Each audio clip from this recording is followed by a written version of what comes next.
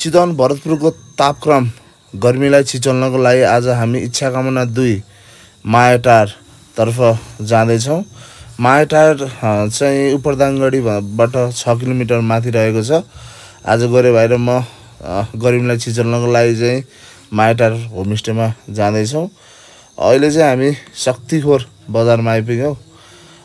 यहाँबाट अब हाम्रो पुल छ। पुल पनि यहाँ धेरैचोटि आइसक्यो। उपरदाङगढी चाहिँ आज मायाटार चाहिँ मेरो पहिलोचोटि हो। गोरे भाइको चाहिँ दोस्रो तेस्रोचोटि कतिचोटि हो। अब यो पुल शक्तिखोरको पुल कटेपछि चाहिँ सर हामी उपरदाङगढी गहिरोको बाटो सर जाँदैछौँ। यस्तो दामी छ हरियाली होइन। जाने बेलामा एभ्रीचोटि बाटोमा जाँदा जाँदा चाहिँ जहिले पनि यस्तो विचार गर्ने भनेको चिसो के। जति जति हामी माथि जान्छौँ नि उपरदाङगढीतिर शक्तिखोरबाट माथि डाँडामा चढ्छौँ, क्या चिसो वातावरण हेर्नु कस्तो हरियाली के। डाँडातिर दामी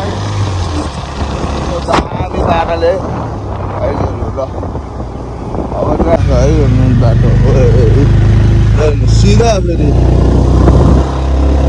पागल हो बाटो।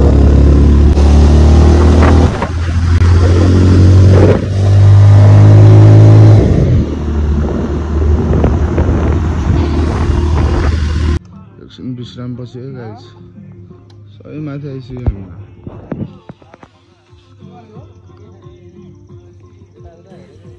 अहिले चाहिँ हामी पुरा उपरदाङगढीको माथि डाँडामा आइपुग्यौँ होइन।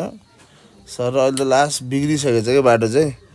अनि यहाँनिर चाहिँ अनि ठ्याक्कै पहिला हामीले गाडीहरू बाइकहरू राख्ने ठाउँमा अगाडि चाहिँ आइपुगेर चाहिँ यहाँबाट पनि सिधै हो सर जाने।